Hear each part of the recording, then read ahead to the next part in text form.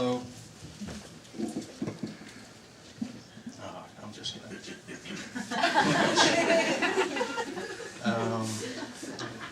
Most of this book is set in New Orleans in the mid-90s. This one part that I'm going to read is a flashback set in a bar in Boston.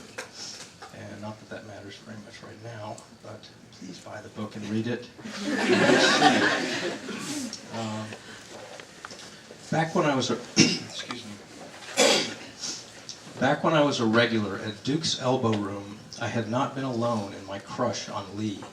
About 90,000 other locals, men and women alike, embraced meager hopes that her affection was something more than just a part of her personality or a part of her job, that it was more than just friendly barkeep banter, that she really liked you best.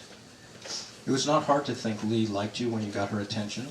She was moistly flirtatious and aggressively huggy. Only the wide walnut bar kept her from apportioning full melt frontal hugs to everyone. But she still reached as far over the bar as she could and draped her arms over your shoulders and kissed your ear. If it was really crowded and even the wiliest sidling couldn't get you close enough to the bar for a hug, then Lee would wink and mwah and gesture and zingy semaphore until you felt like a celebrated wit and lover instead of a glum beer drone.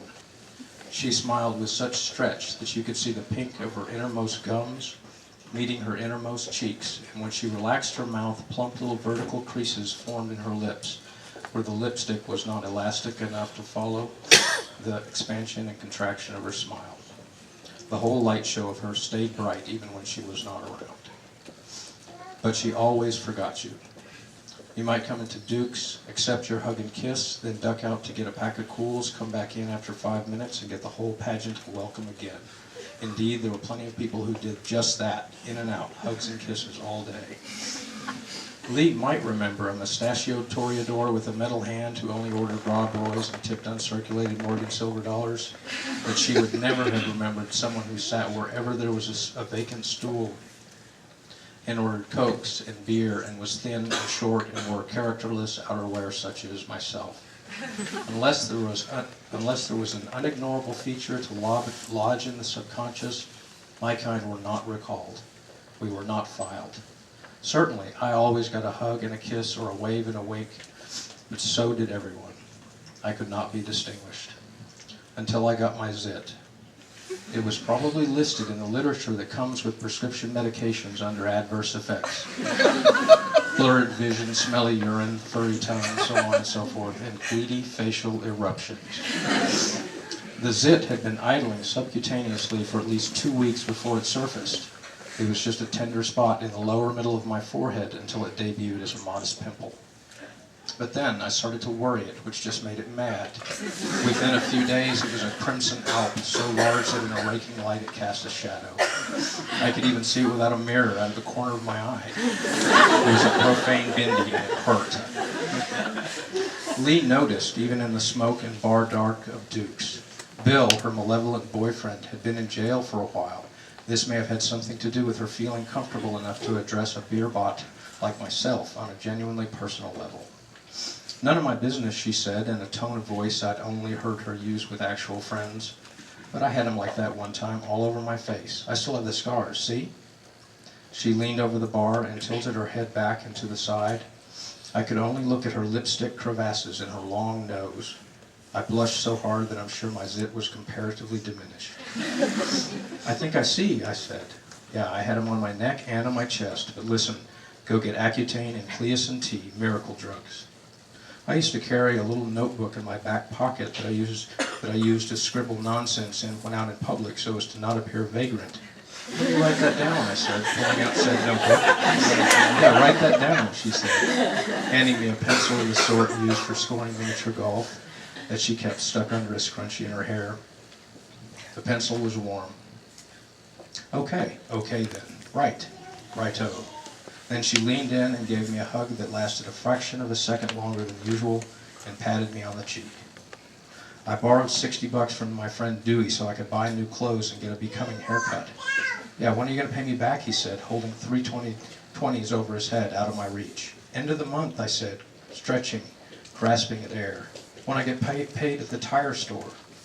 I worked just enough hours at a nearby used tire lot to buy beer and paperbacks and satisfy the employment requirements of Grip McMahon's. 20 hours a week, or back to the hospital you went. You better, he said, stuffing the money into my shirt pocket. That's my goddamn philately cash. I began to go to Duke's earlier and earlier in the afternoons when fewer people were there and always occupied the same stool. I was always magnificently groomed and appointed. My hugs and kisses from Lee really started to feel special, distinguished. Lee would examine my forehead and tut-tut or otherwise remark on the progress. I was a friend now, or at least an acquaintance. When the bar would close for the night, I'd go home to the halfway house, lie in bed, and beg God for sleep, so morning would come that much quicker and I could go back to Duke's elbow room. Saturdays after closing were the worst. Bars were closed on Sundays, and the only thing to do was walk around the vicinity of Duke's in hopes I might see Lee go into work to slice limes or clean pint glasses or something. I nursed my zit, meaning I worried it, keeping it florid and pulsing. I squeezed and picked, rubbed and torqued. I once tapped it with a ball-peen hammer, which hurt so bad I thought I would barf. Dr. Summer, Grippick's on-call shrink, wrote me out prescriptions for Accutane and Cleocin T, but I never filled them. Are you sure you're taking Accutane twice a day, Lee said, when it had been a few weeks, and still the zit was a monument to the affliction. Yeah, I really am, I said. 40 milligrams, morning and night? Yeah, 2 little brown pills like footballs, right? What lies I can tell. Yep, she said, but you know you gotta wash your face every day, all the time. I do, I said, I don't know what's up. I started to get a reputation, partly because of the zit, which became an object of light barroom ridicule, but also because of the favoritism that Lee showed me. Competitors began to show up with hammered fingernails or split lips, wearing whiplash donuts or homemade casts, limping, sneezing, trembling. One guy, Joe College, went so far as to proliferate artificial chicken pox all over his body, fashioned from the tapered ends of hundreds of candy corns and stuck down with double-sided tape. It was an arresting sight, to be sure, and I think he's still dating one of the women at the bar that night who decided she wanted to nurse the helpless pocked wreck back to health. Still, no one got the same amount of attention that Lee paid me. Then, one day, the zit started to look a little better. No matter what abuses I heaped on it, it continued to shrink, and eventually it matched in luster and hue the rest of my forehead. Lee and I had less and less to talk about. The day finally came when there was nothing to talk about. That's it.